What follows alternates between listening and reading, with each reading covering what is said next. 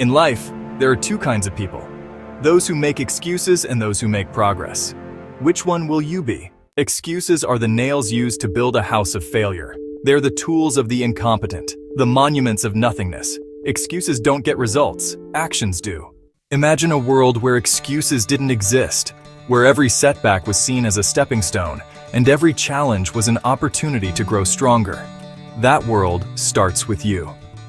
Success doesn't come to those who make excuses. It comes to those who dare to dream, who are willing to sweat, who refuse to give up. No more "I'll start tomorrow." No more "I'm too tired." No more "It's too hard." The time for excuses is over.